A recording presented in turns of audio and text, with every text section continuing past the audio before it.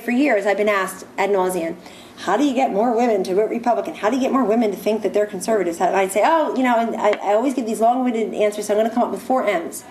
Marriage, motherhood, mortgages, mutual funds. And they become conservatives. That's Kellyanne Conway, the counselor to the President of the United States. Long before she graced our television screens with alternative facts, Conway attended law school at George Washington University in the early 90s. She worked on the side as an assistant at the Worthling Group, a Republican polling firm headed by Richard Worthling, who was better known as Ronald Reagan's strategist. After graduating, Conway realized how much money could be made from advising corporations on how women vote. At just 28 years old, she started a polling company of her very own. She called it the Polling Company Incorporated. Conway worked with prominent GOP candidates like Dan Quayle and Newt Gingrich on how to appeal to female voters. Women invariably they gravitate toward the Republican solution. It is only when you identify it as a Republican solution that they bolt. Conway continued working her way up as a successful Republican pollster. We're joined by Kellyanne Conway, Republican strategist Kellyanne Conway. Kellyanne Conway with me here in New York. And then the 2016 presidential election rolled around.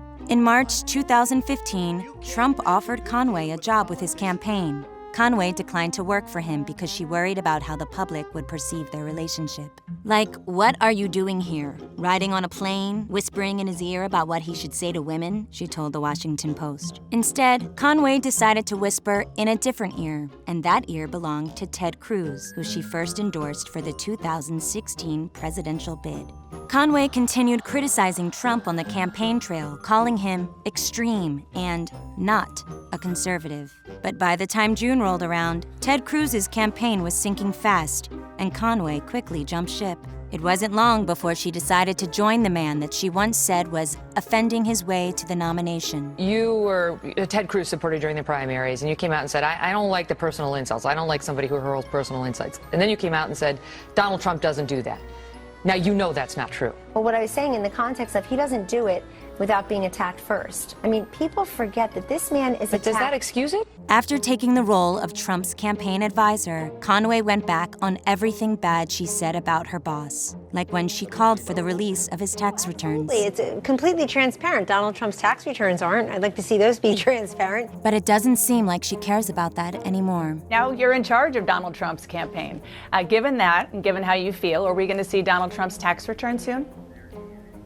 So now that I'm on the inside, I know something I didn't know then, which is he's under audit and what that means. And he has said very clearly, and I back him up completely, that when the audit is completed, he will release the tax returns. Conway has had a rough go since she started her role as White House aide. She tried defending Trump's immigration ban by referencing an event that never took place. But it's very difficult to hear those criticisms from a White House that has such little regard day in, day out for facts, for truth, and who calls us fake news for stories that they don't like.